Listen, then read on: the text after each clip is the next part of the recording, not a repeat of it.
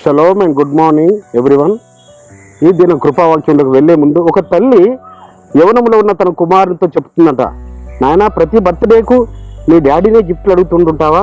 నీ డాడీ బాల్యదినంలోనే వాళ్ళ తల్లిదండ్రులు చనిపోయారు, ఆయన మరి అనాథ ఆశ్రయంలో పెరిగాడు, కానీ మీ ఇద్దరి గురించి నా గురించి ఆయన ఎంతో అహోరాత్రులు కష్టపడి మిమ్మల్ని పెంచి పెద్దవారు చేశారు, మీరు యవనంలోకి వచ్చారు, ఇంకా కూడా మీరు డాడీకి మీ బర్త్డే గిఫ్ట్లు అడుగుతారా అన్నప్పుడు ఆ తల్లి యొక్క ఉపదేశము తన కుమారులు మార్పు కలుగజేసి మరి వారి డాడీ అడుగుతున్నాడు, నాయన నీకు ఈ బర్త్డేకి ఏం తీసుకురావాలంటే, లేదు డాడీ నువ్వు బాల్యదినం నుంచి ఎలా కష్టపడుతూ వచ్చావు, నాకు మా తల్లి ఇంతకాలం మరుగు చేసింది, మా తల్లి ఉపదేశించింది, ఇగో నేను తెచ్చాను చూడు డాడీ అని మరి ఆ డాడీకి గిఫ్ట్ ఇచ్చాడట.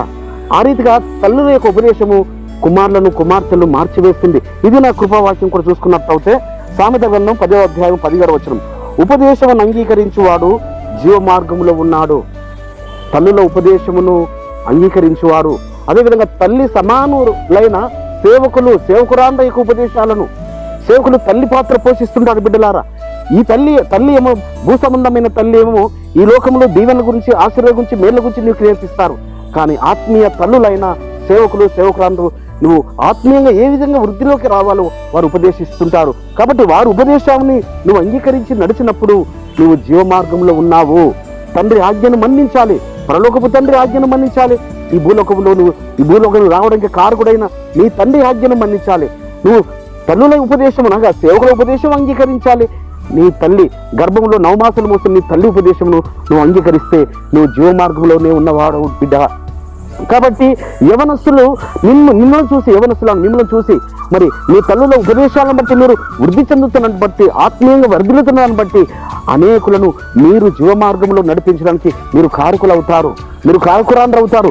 మీరు ఉపదేశించాలి బిడ్డలారా. రాబోయే రోజులలో మీ స్నేహితులకు, మీ బంధువులకు, మీ రక్త సంబంధికులకు మీరు పొందుకున్న మీ తల్లి ద్వారా, ఆత్మీయ తల్లి అయిన సేవకుల ద్వారా మీరు పొందుకున్న ఉపదేశాలను మీరు అవలంబిస్తూ మీరు అనేకులకు నేర్పి మీరు నడిపించినప్పుడు మీరు జీవ మార్గంలో ఉన్నవారు అనేకులను జీవ మార్గంలో నడిపించేవారుగా మరి పరలోకపు తండ్రి యొక్క మెప్పును పొందుకుంటారు. అప్పుడు ఆయన మెప్పును పొందుకున్నామంటే ఆయన గిఫ్ట్లు ఇస్తాడు మీకు. ఈ లోక సంబంధ తల్లిదండ్రులు గిఫ్ట్లు ఇస్తారు, ఇవ్వరని కాదు, వారు ప్రయాసపడేది మీ గురించే బిడ్డలారా. కానీ పరలోకపు తండ్రి ఇచ్చే బహుమానముల గురించి ఆయన ఉపదేశం అంగీకరించి నడిస్తే నీ జీవ మార్గంలో స్వతంత్రించుకుంటావు, పరలోకం నుంచి బహుమానులు పొందుకుంటావు. అట్టి కృప పరమ తండ్రి నీకు అనుగ్రహించును గాక. ప్రార్థన చేసుకున్న పరిశుద్ధమైన తండ్రి అబ్రహాం, ఇస్సాకు, యాకోబులు, ఎలోహిం, అవునాయన తల్లి ఉపదేశమును జ్ఞానుల ఉపదేశమును అంగీకరించి నడిచేవారు జీవ మార్గంలో ఉంటారని సెలవిచ్చిన ఈ మాటను ఈ దినమంతా మేము ధ్యానించుకుంటూ మీకు కృతజ్ఞతలు తెలియపరిచేవారు ఉండటకు సహాయం చేయమని నజరుడైన యేసు మెస్సీయ నామమున స్తుతించి ప్రార్థించి వేడుకుంటున్నాం పరమ తండ్రి. మన పరలోకపు తండ్రియు రక్షకుడును విమోచకుడును నజరేయుడైన యేసు మెస్సీయ వారి దివ్య సముఖం నుంచి మీకు, మీ కుటుంబాలకు, మీ వంశాలకు శాంతి, సమాధానము, కృపయు మెండుగా కలుగునుగాక. ఆమేన్.